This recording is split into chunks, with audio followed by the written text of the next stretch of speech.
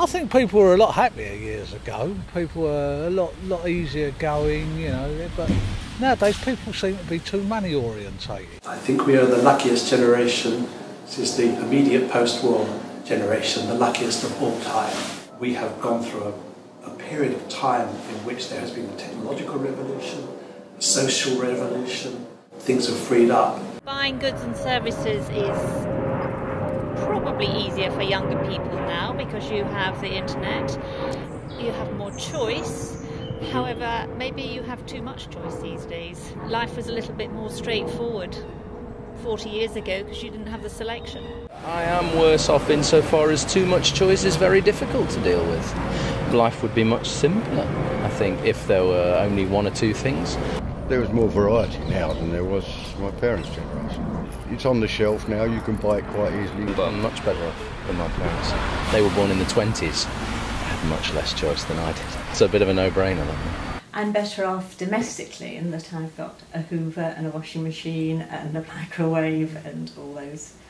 The younger generation coming up, it's going to be a lot easier to buy things, providing they have the money and the scope to buy them. A lot of people say that the older generation that's about to retire has got it a lot better than we will in the future, and that's true to an extent, but there are loads of people that are coming up to retirement right now who are finding that their private pensions, their state pensions are nowhere near as good as they'd hoped that they would be.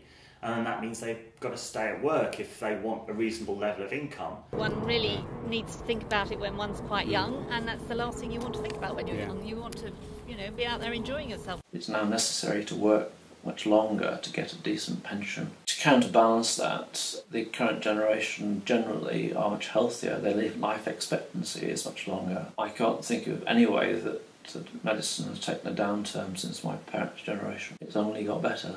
Well, the great news is there's a lot more people who are living longer, thanks of course to advances in healthcare, and I think employment generally takes less toll on people than it did in previous decades. Hospitals and medical care has advanced so much further forward, and it's better now than it was my parents' generation. Future generations will have a very difficult time simply because they are predicted to live longer. Well, I've lived a good many more years than I did, my parents, so I suppose I must be better off. I think healthcare has improved vastly, just vastly. Well, it's got to get a lot better in it. I can see how it's changed over my life. What it's going to be like in 30 or 40 years' time is just unbelievable, be unbelievable. They do say that because of lifestyle changes, you're now coming up to a generation that is not going to live as long as its parents. Part of the problem for the younger generation is that everything's very short term these days, and I think that not a lot of people think about, because it is so far away. Put it away while you're young,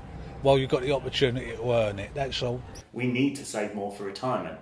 The problem is that awful lot of us haven't really made the effort to do that. People aren't saving enough. As a general rule, the percentage of your salary that you save should be half your age.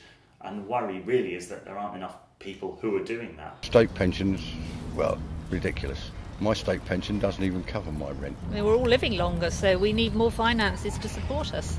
How do you make sure you've got enough? Difficult question. Because, why?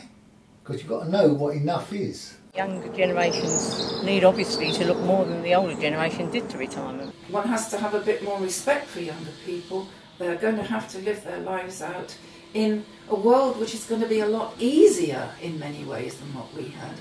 But it's going to be a darn sight more difficult in some of the basic ways as well. I think, you know, enjoy yourself, but I think you have to be quite serious about your future as well. Don't expect too much out of life. Don't think that savings are going to be there when you're old. Buy a car, have fun. I think I'd rather have a subdued old age, but keep working. I mean, I think the key is to not necessarily work full time, but to keep working, keep active, keep your mind active, be interested in things. A lot of the research that we've done has said that people want to be working later, they want to stay physically active, and it's really important that we achieve that. It's positive for the economy, it's positive for us. It's not true that if people work later, it's taking jobs from younger people. There isn't only a fixed number of jobs. If you're contributing to the economy, you've got more money to spend, you increase demand, and that leads to positive outcomes for everyone. I think the idea is to grow old extract from those around you a moderate tolerance for your idiosyncrasy. You better hope so, yes. sweetie. You know, that maybe they're just a little bit more forgiving than they were before.